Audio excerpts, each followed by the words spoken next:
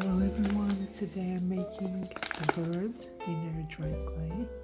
I start by making a little ball with my hands and then I start shaping it with my fingers. Just slowly giving it the shape of a little bird. It doesn't have to be perfect. I'm going to use 2 acrylic paints on it.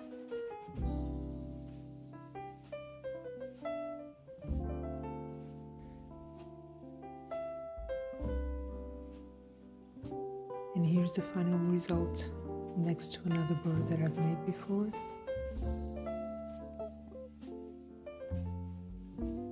Thank you for watching. I hope you enjoyed the video.